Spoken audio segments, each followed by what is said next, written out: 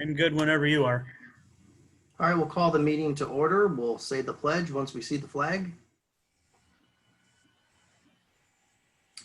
I pledge allegiance To the The flag flag of the United States of America, and to the republic for which it for which stands, it stands, one one nation, nation, under God, under God, indivisible, indivisible, with with liberty, justice for all. Roll call, please. Larry Armstrong, Here. John Douglas, Here. Michael Howery, Here. Michelle Hayes, Gene Sensi. Here. Is there a motion to approve the agenda? I'll move. I'll second. Any discussion? Roll call? Larry Armstrong, Yes. John Douglas, Yes. Michael Howery, Yes. Gene Sensi. Yes. Vote is 4-0. All right, we will open the meeting for the first public participation portion for the evening. This is on agenda items only. Anyone wishing to address the board would have 5 minutes to do so. Please state your name and address for the board. And I have either asked people to unmute or unmuted everyone. So if you do not want to say anything, you can go back to being muted.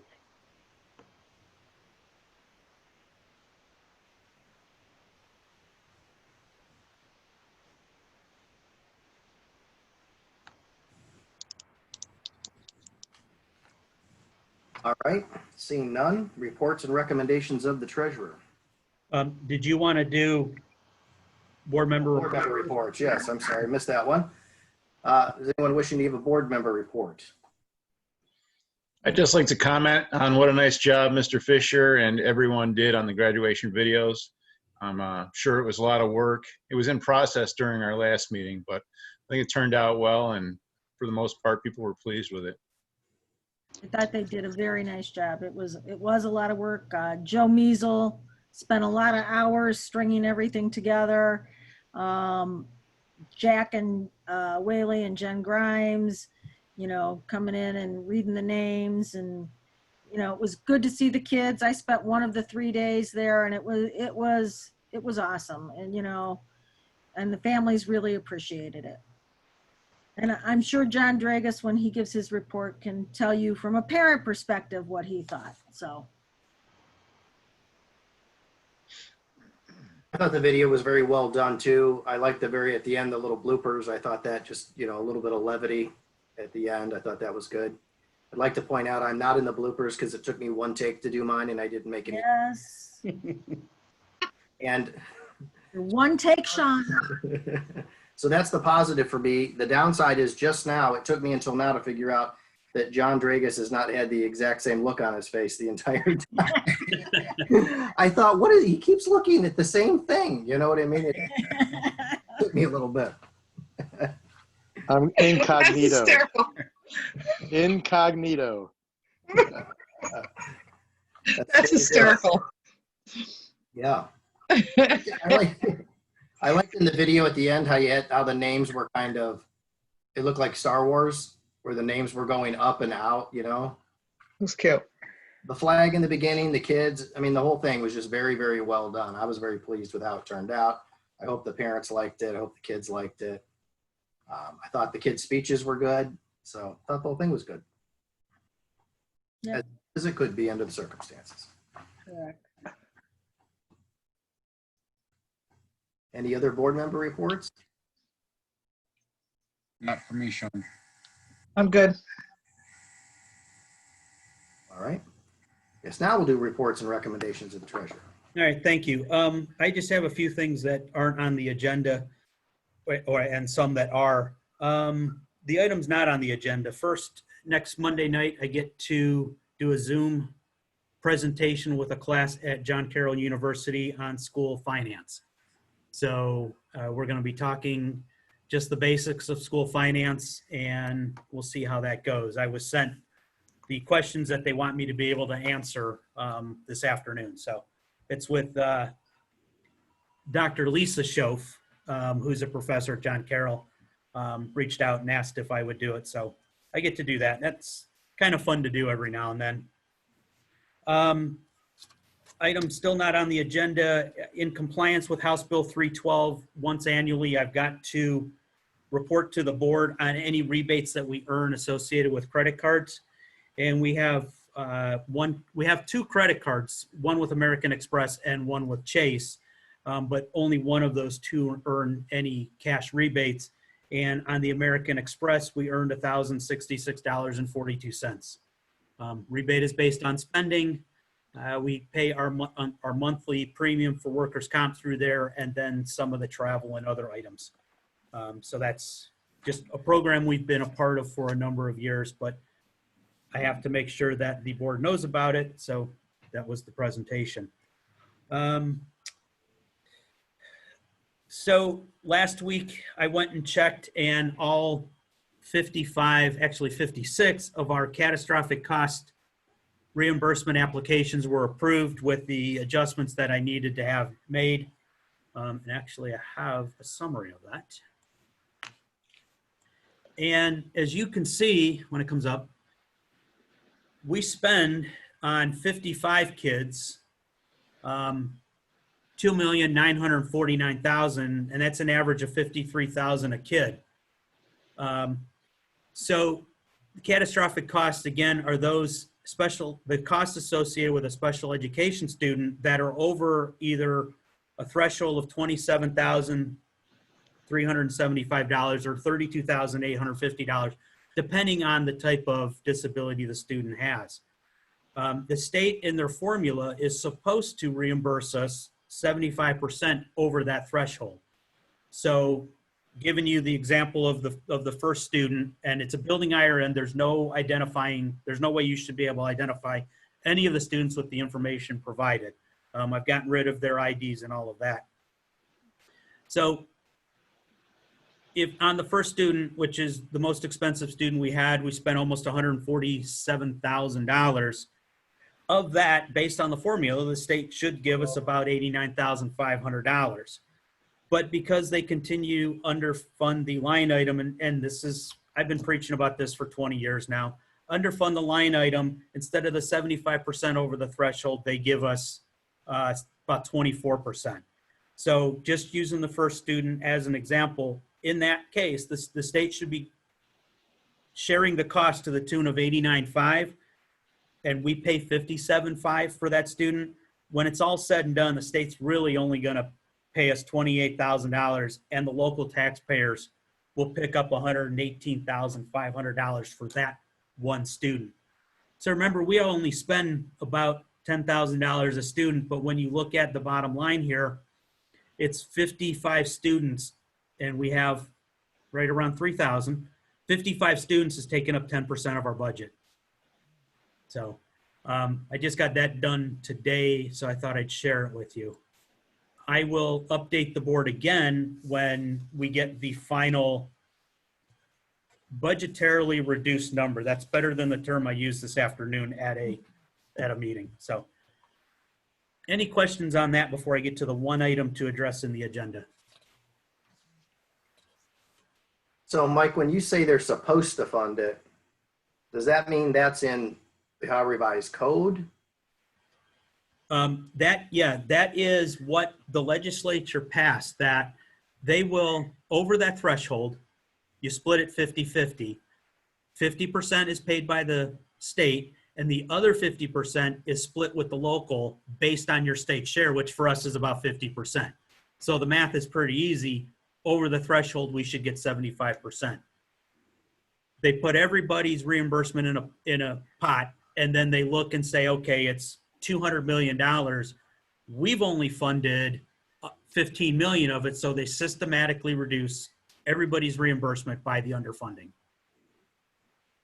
I guess what I was getting at is, if it's in the revised code as state law that that's what they're supposed to give us, how is it that we don't have any recourse to collect the rest of it, and or all the districts? I'm sure we're not alone. I mean, if they're underfunding the line item that pays that, it's got to be statewide. How is it that we can't pull together some resources and challenge the state on it? Because they reference subject to available budget. And then they determine the available budget. Yeah, when they build the budget every year, we can actually look and see how much have they set aside for catastrophic costs. A couple years ago, they went from 15 million to, I believe it was 100 million to 150 million, and then they immediately dropped it right back down. So we had 2 years where we were getting a pretty good amount back based on what we filed for. After that, it's back to the 24% of what they promised us. So Is that there is no recourse. is 24% the actual number this year, Mike? I do not know. We won't know until it's paid in the second foundation payment in June. They have to accumulate, they've got to go through thousands and thousands of applications, make sure all the documentation's there, and then they'll pool the estimated reimbursement and then send us the figure. Last year, they reimbursed at 32%. So the 32% of our 75 is how I get the 24. So I'm just assuming the same 32% this year, which puts us right about on the target that I budgeted. So if they ever fully fund, as I told Angela, if they ever fully fund this, on our 5-year forecast, that's $3.5 million on the bottom line. It's significant, but I complain every year just because I complain every year. Nobody ever, the legislature doesn't care. So, and then finally, there's 2 shared service contracts on the board agenda. One starts in June, and one starts in July, but you'll see both the supplementals associated with both start in June. The reason for that is iSTEM, even though their shared service contract starts in July, they have to move to a new building, a yet to be announced building, and there's going to be quite a bit of work moving all their technology over. So they've agreed to pay us another month's fee in June for work outside the scope of the shared service agreement. So that's why one starts in July, but the supplemental starts in June. The other one starts in June with the supplemental starting in June. So any questions on any of that? Okay, so there's one item on the agenda for your approval, which is to approve a transfer from Fund 001 General Fund to Fund 002 Debt Service Fund in the amount of $11,292.68 for the interest on the LED lease purchase agreement. I'll move. I'll second. Any discussion? Roll call? John Douglas, Yes. Michael Howry, Yes. Dean Sensi, Yes. Larry Armstrong. Yes. Vote is 4-0. And that's all I have tonight. Thank you. You. Reports of the administrative team? I'd like to start this evening by turning the microphone, so to speak, over to John Regas, who is going to talk about the athletic restart that since our last meeting, at one point they had approved local sports or, little leagues and those kinds of things to start up. Well, the OHSSA said, well, we should be able to train our athletes as well. So they worked with the governor's office and started a restart plan. Well, the restart plan that they wanted was implemented, I think, Memorial Day weekend on Friday, or maybe it was last week. My dates are all coming together.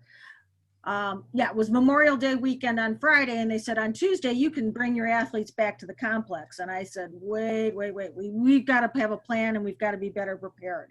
And most districts started this week. I think very few in the area even attempted anything last week because they had to have a plan.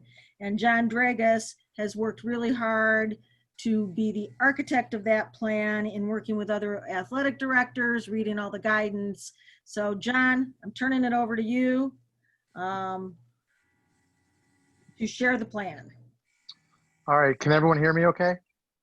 Yes.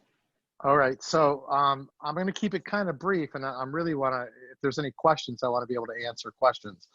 The Department of Health, the governor's office, the OHSAA, the Lake County Department of Health, as well as our local school district, all had a say in how we restarted physical communication between coaches and their athletes. We all understand just how important that relationship is, and how the supplemental athletics is such a big part of a high school experience. That being said, health and safety are the two guiding principles. In phase 1, we are only allowed to have groups of 10. So if you have a coach, up to 9 student athletes, and we've orchestrated a plan to move them in and out of different areas of the property. I guess I'll call it the complex, utilizing the middle school fields north of the creek, as well as the 3 fields that go along the west side of the building. And then the various grass areas around the high school complex as well. We've kind of organized the big groups, which are football and soccer, of coming and going, to make sure that they're maintaining social distancing. We're stressing that there's no group activities. The students have to stay apart. Once we get through phase 1, which is just getting skills and conditioning training outside, no balls, then we want to transition into phase 2, which Dr. Acton over the weekend said until July 2nd, we have to stay in groups of 10 or less. So phase 2 for us is trying to open the weight room and the gyms to be able to let basketball, volleyball, cheerleading have a place inside, and then have any of the sports be able to use the weight room, which we have access through the outside. So it's really good for us. We can open the weight room garage door, and we can come into the gyms straight from the outside, so we don't have to open up locker rooms. And we're trying to keep in mind that we want to keep areas easy to clean for the custodians and easy to sanitize for the coaches. So that's kind of where we're at. We're hoping on June 15th we can add balls to the routine and open the building up a little bit more.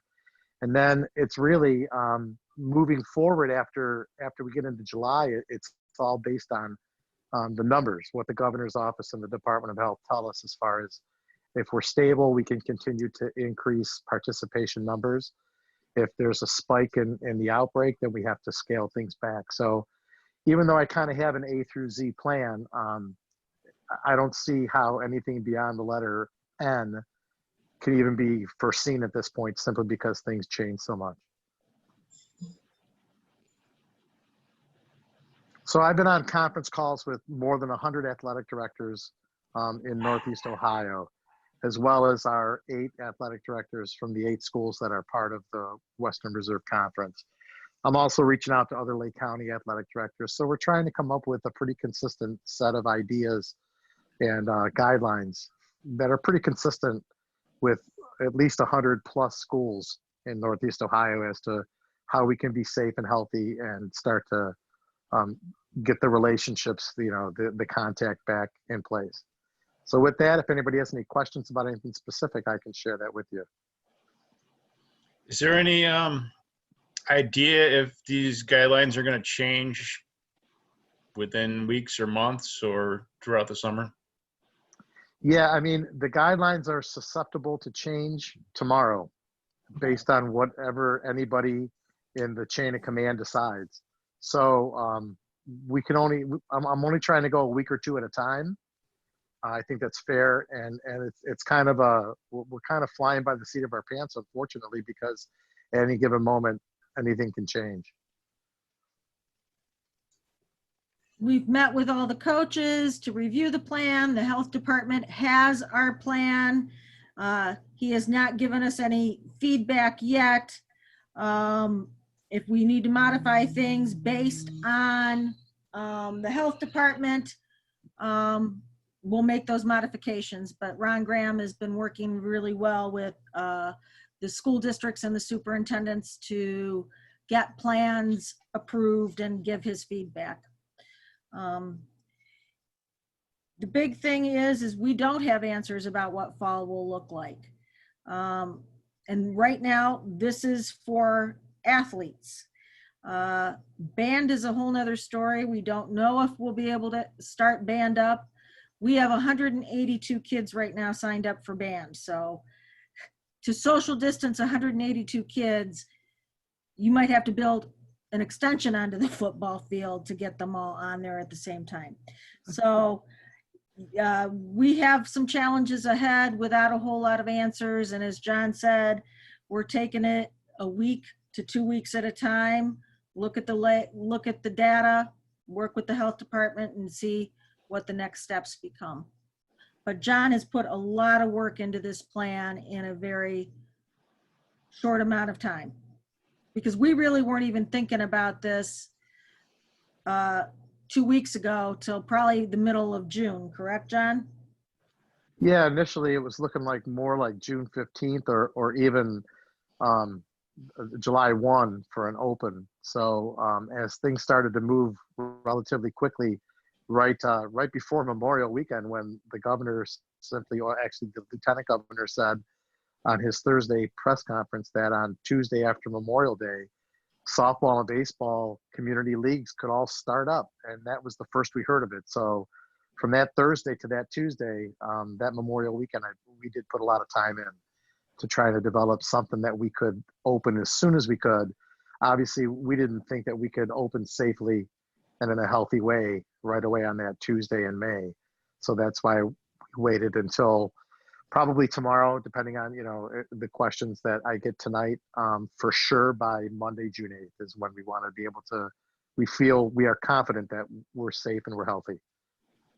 And I think the big thing is the conditioning is so important, because since March, different coaches have done different video clips, had different meetings, but getting these kids back in a regular routine so that if there is a season, it's critical to prevent injury. So John, is it basically conditioning and drills where kids are spaced out that you're able to do in this first phase? Right. You keep them in groups of, like I said, 10 or less, and they have to maintain at least a 6-foot distance between each athlete. And it's more for just conditioning and skill work, like footwork. That would be more specific to your sport, lateral movement kind of stuff. Calisthenics. They can do weight training with their own body weight if you want to do like sit-ups, push-ups, chin-ups, pull-ups, things like that. But again, it's all based on social distancing at this point.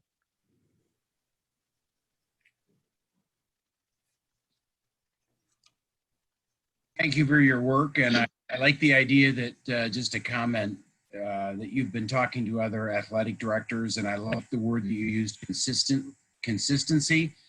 You're always going to have a few variations here, but as a board member, I didn't want to hear, well, so-and-so school district is doing this, why can't we? So I do like that you have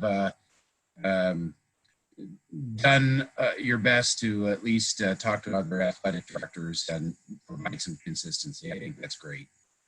Yes, I think I did a really good job of vetting those calls because, of course, as Chardon opened up relatively quickly compared to the rest of us. But, talking to the different coaches and the different athletic directors in the area, no one seems to think that 1 or 2 weeks is going to be a big deal breaker when it's all said and done. And again, the driving force behind every one of my decisions that I recommend to Angela and to Dave and anybody, Bill Fisher, is health and safety. Those are the first things that I want. I've made it a pledge when I took this job 9 years ago that I wouldn't put us on the front page of the newspaper for the wrong reason, and I'm going to stick to that. I gotta find some wood around me, John.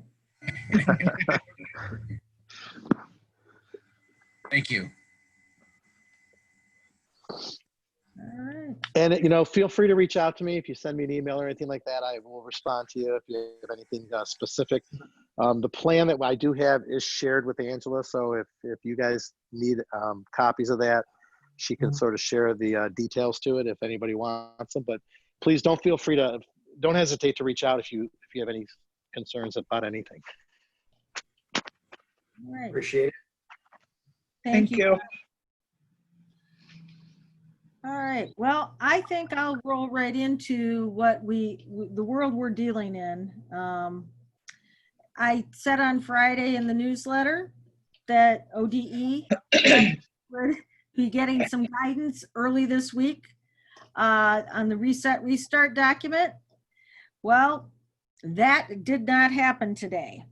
There was a 6:30 phone call with the Big 8 superintendents who, and some other superintendents with the governor who got his ear. And so they are not releasing that guidance this week at all. What we do know, and this is directly from the governor's press conference today and on his Twitter feed, K-12 schools, our goal is to start in the fall. The date for starting school is solely in the power of the local school boards, and that will continue to be the case. Because the Urban 8, that's known as the Big 8, Akron, Cleveland, Toledo, Dayton, Youngstown, Cincinnati, I know I'm probably missing something else, but they wanted an after Labor Day start mandated in law. Mike, you bring up a good point about consistency. That seems to be something that we're talking about at the superintendent's level to try and have as much consistency in our plans as possible. Right now, some districts are holding to their original date. Some districts are really thinking about, if not, haven't already moved to an after Labor Day start. And again, it's all up to the local level. I am looking at which way people are going. I don't want to be out here in Lake County by myself going to an after Labor Day start, but if I think there's some merit to it to adequately prepare for fall, then I would bring that to the board. Broad guidelines in the regards to health are being developed. What has happened in the initial reset restart guidance, there was a whole lot of guidance that was directive from the Ohio Department of Health in the ODE document. What they're asking for is to pull out all that guidance, and much like the opening of daycares, gyms, businesses, restaurants, if you've been on the COVID-19 website, they're asking that the guidance for school be in that format from the governor's office. So there's some discussion that that could possibly happen. The governor, in a follow-up question today, said the following: is the goal is to have students back in the classroom. Diversity and local control will play a part in that. He said broad parameters as a part of the overall health of students and staff. So you've got to take into consideration the picture of all people involved, not just the students, because for the most part, this virus does not impact small children in the same way that it does adults that may have some health conditions.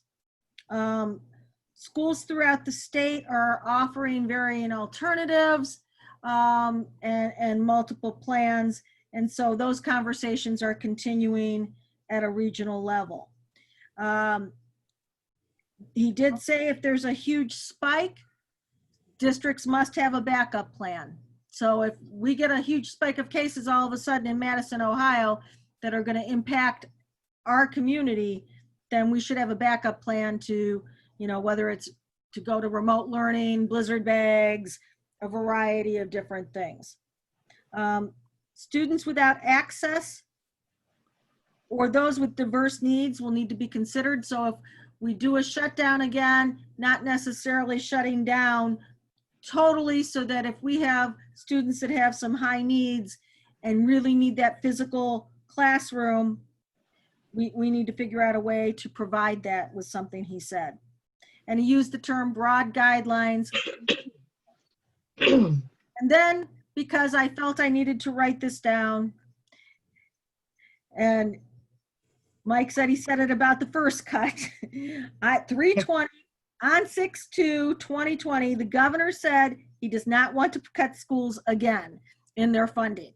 So I thought, I'm going to write this down, because when and if another cut comes, I want to, be able to have that I heard him say he doesn't want to do that. So let's see what other cuts he could make before he cuts us again. So any questions on what I know up to this point about starting school for next year, which isn't a whole lot. The transportation guidelines have been kicked around all over the place. Today I heard the number 48. I don't know if it's correct or not, that we could put 48 children on a bus now versus 24. So I'm not sure where these numbers are quite coming from. And there's going to be some conversation around transportation, I'm certain. I have a question, Angela, about the start of the school year. Yes. At what point would we open that discussion? Because say we open mid-August like we do, and at that point is right when they release guidelines for the Big 8 and what they have to do after Labor Day. So we'd have to jump through a hoop really quick to adopt the guidelines. I mean, I'm just playing what if, but I would hate to open under a set of guidelines and immediately have it changed because other schools are opening later.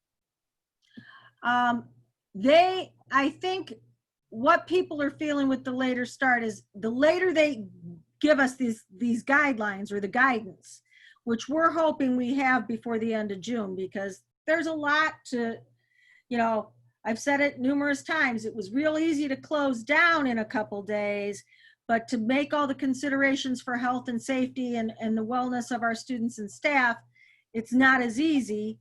And I think they're waiting to see if there's going to be some spikes after the reopening of the economy, spikes after Memorial Day weekend, if there's any of those. If things remain rather low like they have, then that gives us a different way to look at how we open. If we see these spikes, then we have to sort of plan for those. So the Big 8 asked for the guidance beginning of July, mid-July. I think many of the districts are pushing for sooner than that. And so hopefully we have some form of guidance next week. I just don't know. Angela, I know that we always have parents that, you know, advocate that we do an after Labor Day start. And then our explanation has typically been that we have to prepare for state exams. And are they going to waive these state exams? Again, that's a good question. I don't know at this point. Right before this meeting, I got a email that had a bill that talked about various things of how to consider some of these exams. So they talked about some of the exams for the high school end of course for kids that didn't get to take them, using the grade they got in the course for their points. I just don't know yet. That has to be legislative relief. I think people are working for some of that. I know Gretchen and I have talked, and we said it would be a travesty to bring kids back to 3rd grade in the fall and have them sit down for a language arts test. And it's not in the best interest of kids. We've got intervention, we've got gaps we're gonna have to close from being gone so long.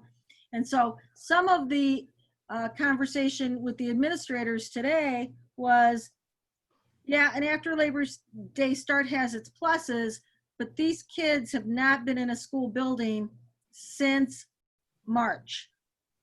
And the interventions and the things that they need to close the gap are going to be immense. So we've got our work cut out for us.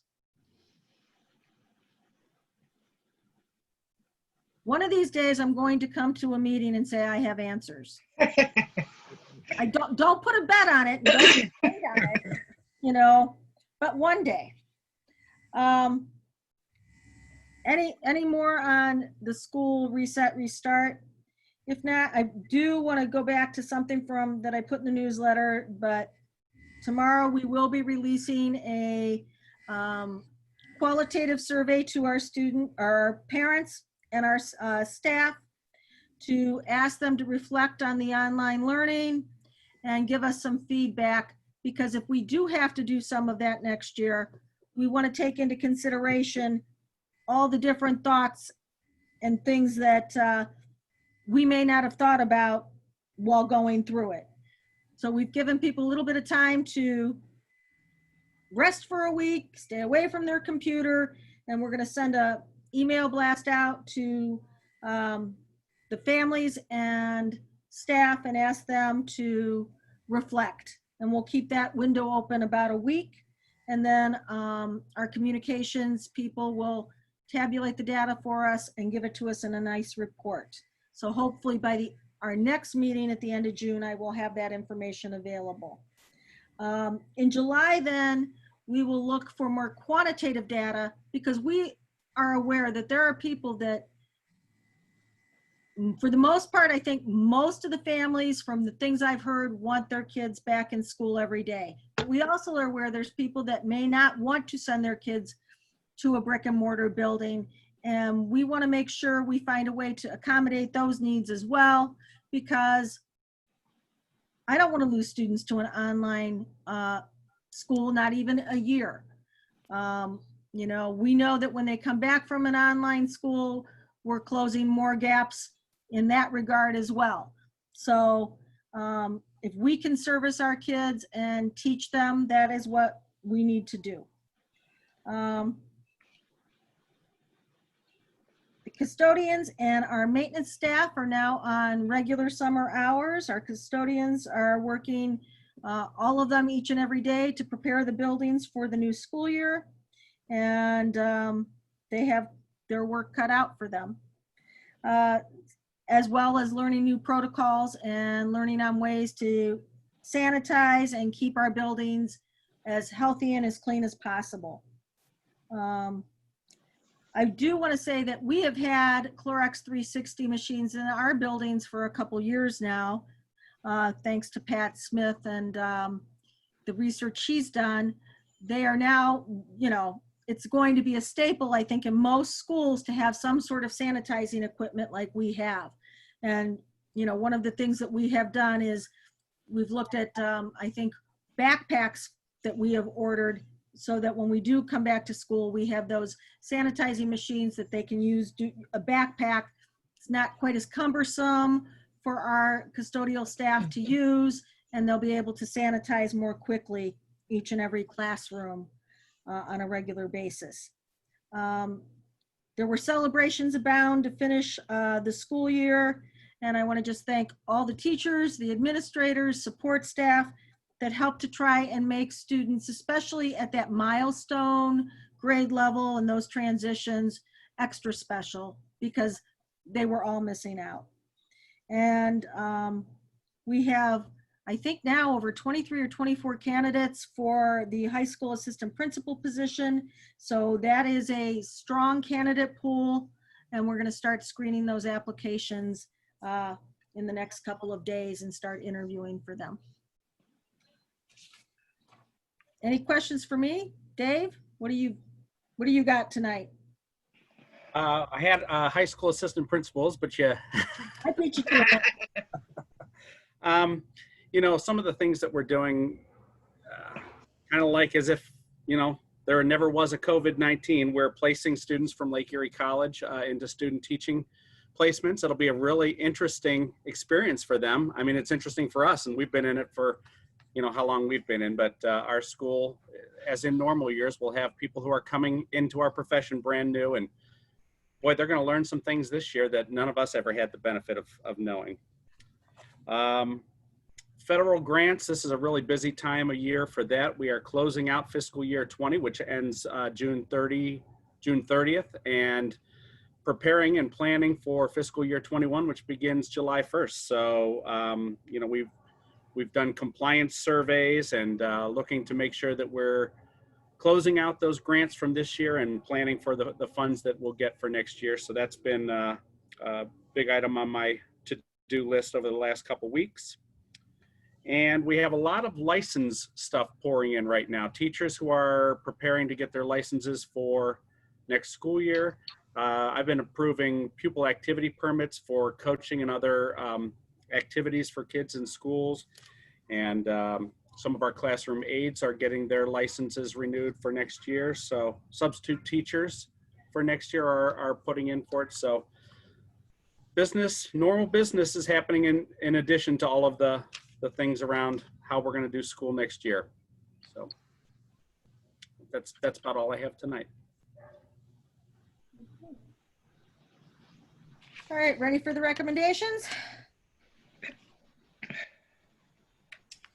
Under recommendations of the superintendent, we're asking you to approve the following employment contract to employ the persons for the position at rate of compensation and other terms and conditions of employment as listed below. To employ Tom Sanford as an intervention specialist at Madison High School under a one-year limited contract effective the 2020-2021 school year. And that's the only item on the personnel motion. I'll move. Second. Any discussion?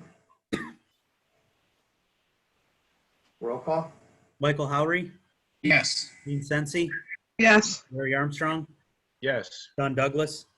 Yes. Vote is 4-0. And the next item is to approve a shared technology services agreement between the Madison Local School District and iSTEM High School. And to approve a shared technology services agreement between the Madison Local School District and Brecksville Broadview Heights City School District. I'll move. I'll move. I'll second. Any discussion? Did Mike say before we don't know where this iSTEM high school is yet? No, they had to vacate. They were in Auburn Career Center last year. We think we know where they're going, but any announcement of their final placement should come from them. I don't know for sure. Such a mystery.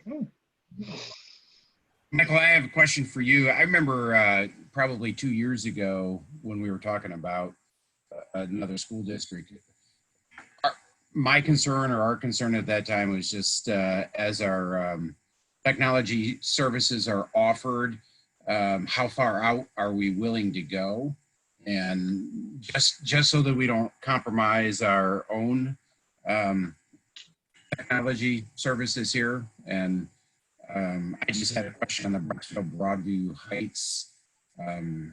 That probably didn't even consider into anybody's mind at the time. But that all follows within that purview, I would assume. Yeah, it is a little further out, but it is also with a treasurer that we've worked with previously. The treasurer at Brecksville Broadview Heights was the treasurer at Brookfield in Trumbull County. And Trumbull County is still further away, but we actually have one of our part-time people that lives out in that area. So in the Brookfield area, in the Brookfield area. So yes, Brecksville Broadview Heights is a little further out, but we still think we can service them adequately without any of our other member districts suffering. Wonderful. And this is I'm not necessarily asking for the data. I just a thought that popped in my mind that I'll vulnerably share with you. I like the idea that they're going to pay Madison a total of $67,500. It did make me wonder, and you've probably given us this data somewhere in the budget, I'm sure.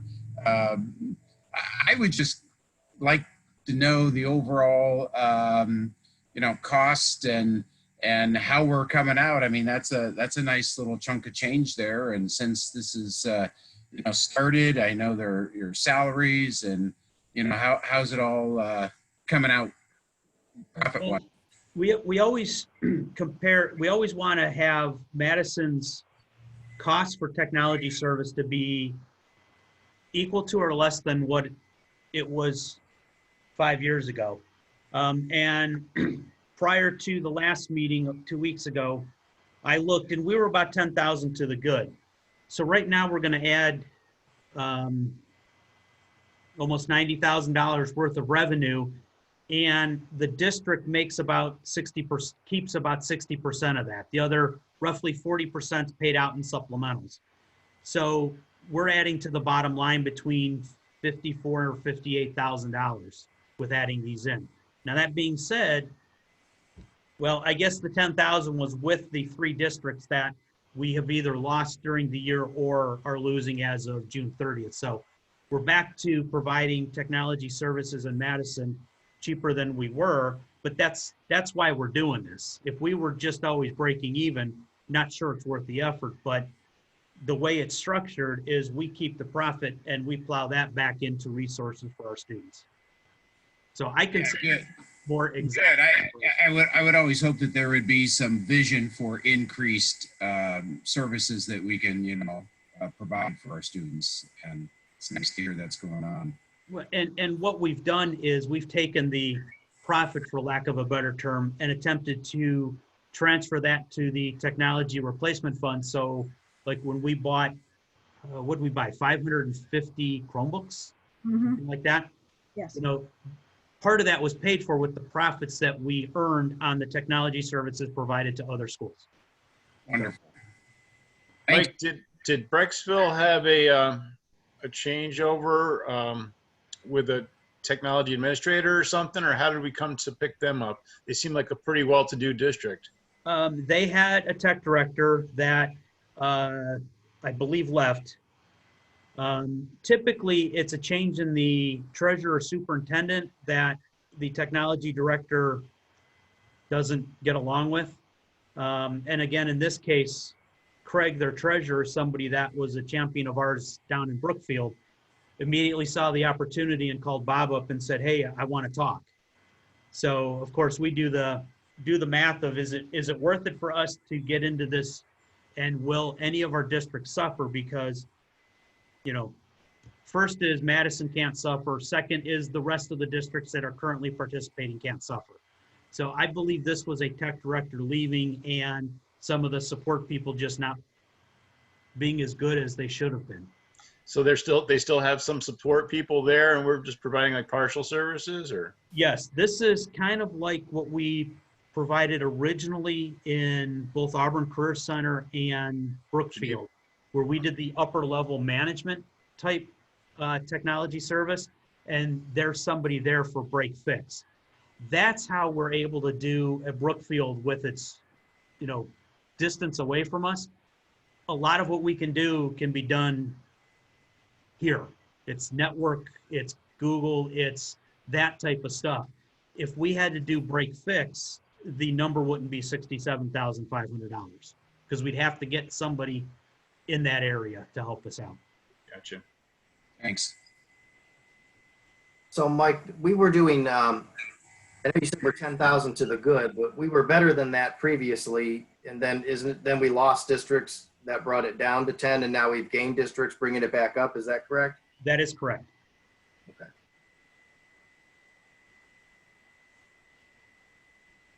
All right, I guess we're at roll call here. Gene Sensi, Yes. Larry Armstrong, Yes. John Douglas, Yes. Michael Howery, Yes. vote is 4-0. And then the next item are to approve supplemental limited contracts for the following employees for work to be performed in the under the shared technology services agreement between the Madison Local School District Board of Education and ISTEM effective June 1st, 2020. That's beginning with Robert Cerruti and ending with Norman Watts.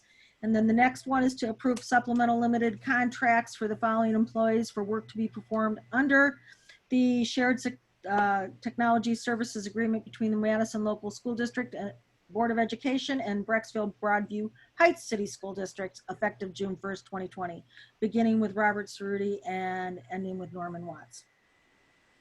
I'll move. Second. Any discussion? Roll call? Larry Armstrong, Yes. John Douglas, Yes. Michael Howery, Yes. Gene Sensi, Yes. vote is 4-0. And then there are several items under the consent calendar this evening. The first is to approve the contract with the Madison Local School District and Mentor Cardinal Autism and Research and Educational School CARES to provide extended school year services for the 2019-2020 school year. To approve the settlement agreement between the Madison Board of Education and the parents of a special needs student and provide the superintendent and treasurer authorization to carry out the specific terms of the agreement, to enter into the interagency agreement with Lake Geauga United Head Start to provide services to students in the Madison Local School District effective June 1st, 2020 through May 31st, 2023, as per the agreement found on file in the board office, and to approve the contract between the Madison Local School District and Re-Education Services to provide extended school year services for the school year 2019-2020. I'll move. I'll second. Any discussion? Roll call? Sean Douglas, Yes. Michael Howery, Yes. Dean Sensi, Yes. Larry Armstrong. Yes. Vote is 4-0. All right, so I guess we'll now open the second public participation portion for this evening. This is on any item. Anyone wishing to address the board, if you could state your name and address.